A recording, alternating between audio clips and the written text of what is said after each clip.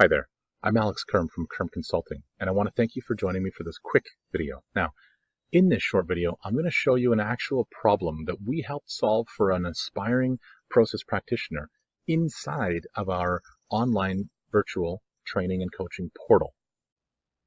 The portal is a new way of providing process practitioner training and getting people trained up, but more importantly, it's a new way to help them apply the learning to their project implementations right away. Okay, so here's how we address this specific inventory problem for one of our participants, Mike.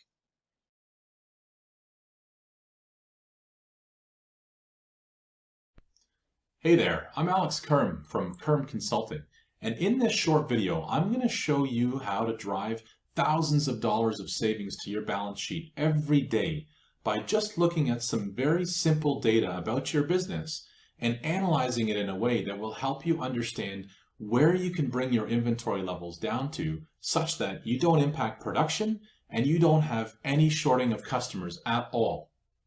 So let's have a look at what this four-step process is all about. Step one, you're going to need to gather basic sales demand information about your products, and you're going to want to get as much data as is easily accessible to you. So go back several months, track the sales volume every day or week for your business for a particular product, and track it on a unit basis instead of a dollar amount. You can use QuickBooks or whatever system you already use to track your sales demand, and then make sure you gather the data chronologically. Okay, so once you've got your sales demand gathered, step two is you want to gather your on-hand inventory data for the exact same time period for the product that you gathered in step one. When you do that, it'll look something like this. On the left-hand side, you're going to gather it chronologically, like I mentioned, and the more data, the better. And then you're going to put your on-hand inventory data and the sales demand data that you gathered for your particular product across the top like this. So step three should be pretty obvious. Now that you've got your data all together, you need to analyze that data, okay? And when you analyze the data, there are a few things that you can do really quickly to see if there are any immediate opportunities.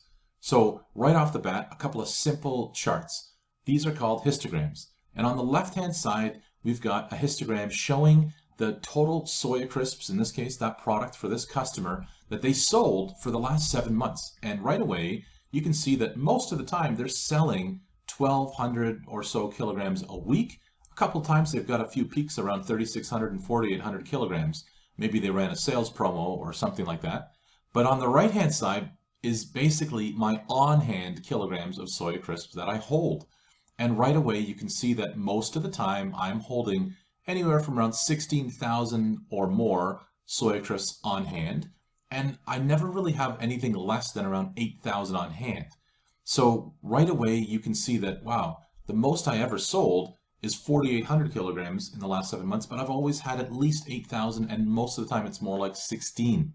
So immediately you can see that there is now a 66% opportunity just from going from your peak sales volume. So what's interesting is these graphs right away can show you some opportunities. And I want to stop by saying this is not a rare occurrence. This happens all the time. Why? Because we're human, right? We don't want to short customers. And if you don't have a sophisticated software to manage all of this stuff for you that costs you lots of money, people will, basically do these things where we don't want to short customers, and you end up building more and more inventory or raw materials. So this sort of thing happens all the time. It is not unique. What's more interesting is that the opportunity isn't actually just 66%, because if I find out what caused this sales to peak like that, and if I plan for it in advance, well, my opportunity isn't 66%, it's even greater.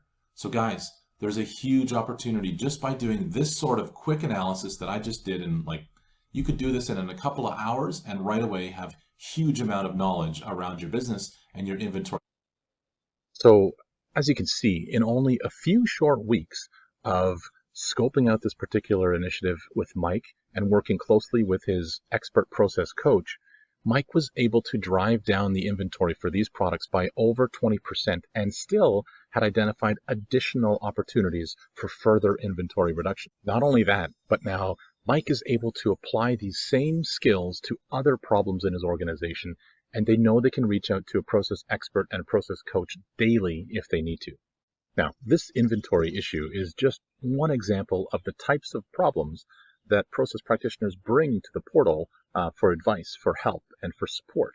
Clearly, there's many other types of problems. If this type of support is something that interests you, or if you're just interested to learn more about how this online training and coaching portal actually works, just click the link below the video and you can book a free, quick 30-minute call with me to discuss. I'll be glad to show you what it's all about and pull together a quick strategy for how to address your specific process improvement needs.